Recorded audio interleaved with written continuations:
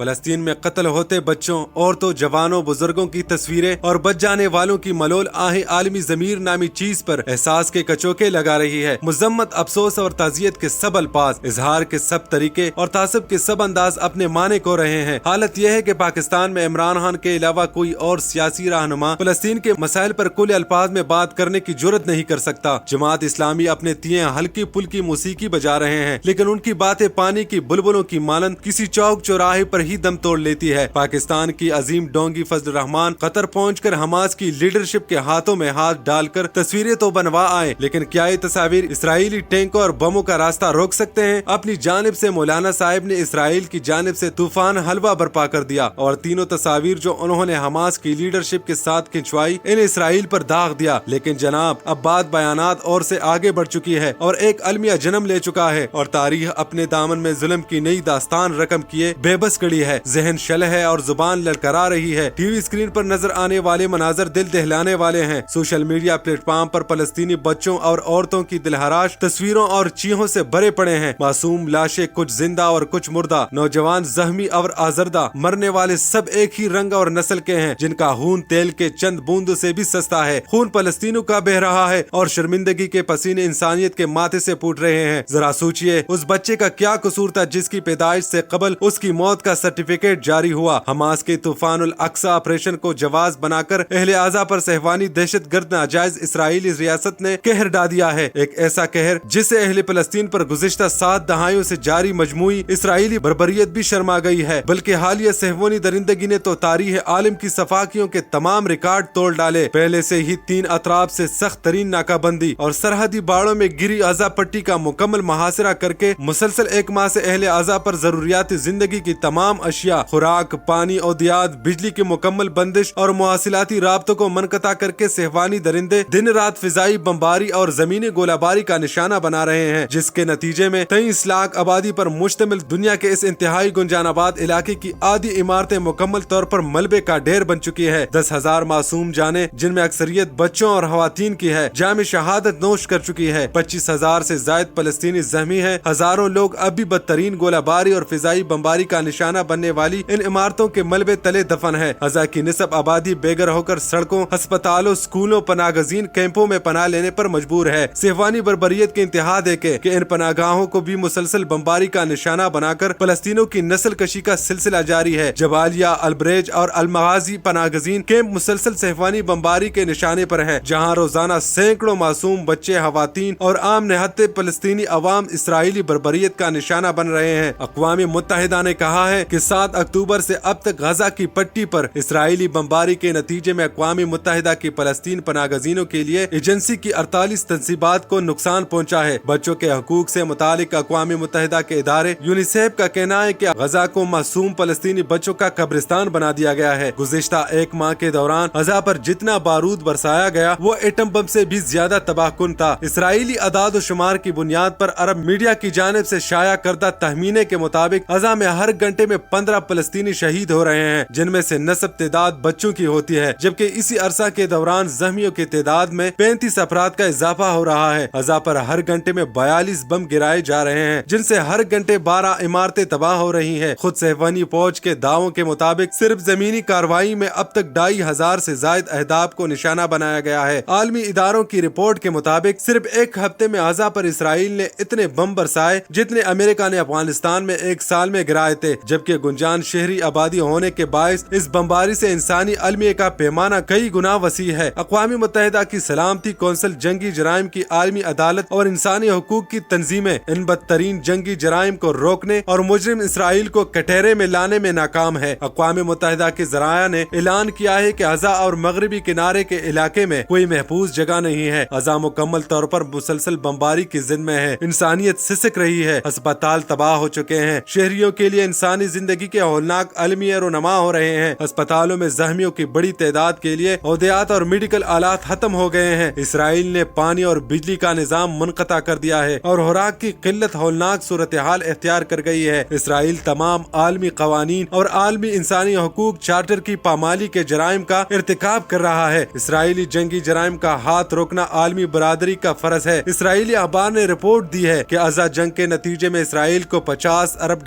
کا نقصان ہوگا فلسطینیوں کی اس نسل کشی کی مہم میں حزب دستور قاتل اور آصف اسرائیل کو امریکہ، برطانیہ، کینیڈا، فرانس وغیرہ کی بھرپور تائید و مدد حاصل ہے۔ امریکہ نے اپنے بحری بیڑے، جنگی جہاز، ہر قسم کا اسلحہ و گولہ بارود اور کمانڈوز بیچ کر صہیونیوں کو فلسطینیوں کے قتل عام کا کھلا لائسنس جاری کر دیا ہے۔ امریکی کانگریس نے فوری طور پر $14.5 ارب امداد کی منظوری دے کر اس قتل عام کو جاری رکھنے پر مہر تصدیق ثبت کر دی ہے۔ برطانوی وزیر اعظم بھی اہل غزہ کی نسل کشی کی اس سفاکانہ مہم میں امریکہ سے پیچھے نہیں رہے۔ برطانوی وزیر اعظم رشی سونک خود اسلحہ سے بھرے جہاز میں بیٹھ کر اسرائیل پہنچے اور صہیونی دہشت گردوں کو تبکی دیتے ہوئے کہا کہ ہم بھی اس قتل عام میں تمہارے شانہ بشانہ ہے، تمہیں کسی قسم کی فکر کرنے کی ضرورت نہیں۔ دوسری جانب اقوام متحدہ میں جنگ بندی سے متعلق روس اور چین کی قراردادوں کو ویٹو کر کے امریکہ، برطانیہ اور یورپی یونین کے بعض ممالک نے ایک بار پھر ظلم، تعصب اور جانبداری پر مبنی اپنے انتہائی شرمناک انسانیت سوز کردار کو دہرایا ہے۔ غزہ سے فلسطینیوں کا جبری انخلا پر عالمی برادری کی حمایت اور دانستہ چشم پوشی بھی ستم بالائے ستم کے مترادف ہے۔ گزشتہ 7 دہائیوں سے صہیونیوں اور اس کے مغربی سہولت کاروں کا ظلم و ستم سہنے والے فلسطینیوں کے لیے اس بار غزہ پر اسرائیلی جارحیت اس لیے بھی زیادہ تباہ کن اور فیصلہ کن صورتحال اختیار کر گئی ہے کہ سعودی عرب، UAE سمیت دیگر پڑوسی عرب مسلم ممالک جن پر وہ تکیہ کیے بیٹھے تھے اور جن سے انہیں بہت ساری امیدیں وابستہ تھی، وہ بھی بالاخر صہیونی حکومت کے بچائے جال میں پھنس گئے۔ معاہدہ ابراہیمی کے نام پر عرب اسرائیل معاہدہ کے تحت مشرقی وسطی کا دیرینہ تنازع حل کیے بغیر اسرائیل کے ساتھ تعلقات قائم کرنے کا فیصلہ کر کے ان عرب ملکوں نے فلسطینیوں کے پیٹ میں نہیں بلکہ سیدھا ان کے سینے میں خنجر گھونپا ہے، جس کے لیے تاریخ انہیں کبھی معاف نہیں کرے گی۔ اس تمام تر صورتحال کے باوجود اہل غزہ کے حوصلے بلند ہیں۔ فلسطینی بچے، نوجوان اور خواتین آج بھی اپنے شہیدوں اور زخمیوں کو ملبے سے نکالتے یہی صدائیں بلند کر رہے ہیں کہ حسبنا اللہ و نعم الوکیل۔ حماس کے مجاہدین آج بھی پرعزم ہے کہ وہ غزہ پٹی کو آصف اور قاتل صہیونی فوج کا قبرستان بنا کر دم لیں گے۔ اب تک کے حماس کے تابڑ توڑ حملوں اور کارروائیوں نے صہیونی فوج کے اوسان ہتا کر رکھ دیے ہیں۔ حماس نے غزہ پر حملہ ور صہیونی فوج پر کامیاب حملے کر کے جدید فوجی گاڑیاں تباہ کر دی ہے اور ان میں موجود اسرائیلی فوجیوں کو جہنم واصل اور زندہ بچ جانے والوں کو یرغمال بنا لیا ہے۔ خود صہیونی حکومت اپنے فوجیوں کے قتل عام اور بھاری جانی و مالی نقصان کا برملا اظہار کر رہی ہے۔ اسرائیلی فوجیوں کے جنازوں پر پورے اسرائیل میں صف ماتم بچھ گئی ہے۔ اسرائیلی پارلیمنٹ کے ارکان کو جب اسرائیلی فوج کے بھاری جانی و مالی نقصان کی فوٹیج دکھائی گئی تو وہ داڑے مار مار کر رونے لگے۔ خود یہودی عوام بھی صہیونی حکومت کی بربریت کے خلاف اسرائیل کے گلی کوچوں میں سراپا احتجاج ہے اور وہ نیتن یاہو کو نہ صرف فلسطینیوں بلکہ اسرائیلی عوام اور فوجیوں کا قاتل قرار دے کر اسے بلاتا خیر مستعفی ہونے اور اسرائیلی حکومت سے فی الفور جنگ بندی کا مطالبہ کر رہے ہیں۔ اقوام متحدہ کے سیکریٹری جنرل بان کی مون نے طرفین سے کہا کہ وہ مسئلہ فلسطین کا تصفیہ طلب حل تلاش کرے۔ اس بات کا اظہار انہوں نے سلامتی کونسل میں مسئلہ فلسطین بارے منعقدہ ایک اجلاس کے دوران کیا۔ بان کی مون نے کہا کہ غزہ دریائے اردن اور مشرقی القدس کے علاقے 1967 سے اسرائیلی قبضے میں ہیں، لہٰذا طرفین کو چاہیے کہ وہ مذاکرات سے کسی نتیجے میں پہنچے اور ایک آزاد فلسطینی ریاست کے قیام کی داغ بیل ڈالے۔ فلسطینی عوام نصف صدی سے مایوسی اور بے بسی کی تصویر بنے ہوئے ہیں اور ان کی نسلیں اسی غیر یقینی صورتحال میں پروان چڑھ رہی ہے۔ سیکریٹری جنرل نے کہا کہ مشرقی القدس کے دریائے اردن کے مغربی کنارے میں یہودی آباد کاروں کی تعداد میں 30% اضافہ کر دیا گیا ہے، جن سے ان کی اس وقت آبادی 6 لاکھ افراد پر مشتمل ہے۔ انہوں نے سلامتی کونسل سے مطالبہ کیا کہ وہ طرفین کے درمیان براہ راست مذاکرات کی راہ ہموار کرنے میں مدد کرے۔ گھروں میں بیٹھی ٹی وی اسکرینوں پر غزہ کی پٹی پر ڈھائے جانے والے ستم دیکھتے ہوئے ہم سب دل ہی دل میں ظلم کی مذمت کرتے ہوئے ایمان کے آخری درجے پر تو ہیں، مگر ساتھ یہ اضافی جملہ ضرور کہتے ہیں کہ آخر ہم کر ہی کیا سکتے ہیں۔ اسرائیل کو کوستے ہوئے کم از کم مصر سے یہ مطالبہ تو کر ہی سکتے ہیں کہ فلسطینیوں کی جیل سے آزادی کا ایک راستہ یعنی اپنی بند سرحد کھول دے۔ جب ہماری جماعت فلسطین سے یکجہتی کے لیے الگ الگ سڑکوں پر نکلے تو یہ مطالبہ تو دہرا ہی سکتی ہے کہ اسرائیل کو تسلیم کرنے اور ان سے روابط رکھنے والی ریاستیں یعنی اردن، متحدہ عرب امارات، مصر، بحرین، سوڈان اور مراکش وغیرہ اسرائیل سے رابطہ منقطع کرے۔ یہ مطالبہ تو OIC عرب ریاستوں سے کر ہی سکتے ہیں نا کہ مسلم امت کے دفاع کی عظیم فوج فلسطینیوں کے لیے بھی اسلحہ نہیں تو کم از کم بیان ہی جاری کر دے۔ اگر یہ سب نہیں ہو سکتا تو مناسب ہے کہ الفاظ کے ہتھیار بھی پھینک دیے جائے، مذمتوں اور قراردادوں سے سیاہ ہونے والے کاغذوں کی کشتیاں بنا لی جائے اور بددعاؤں کے رستے کھول دیے جائے کہ اسرائیل کی توپوں میں کیڑے پڑے، کیونکہ اور ہم کر بھی کیا سکتے ہیں۔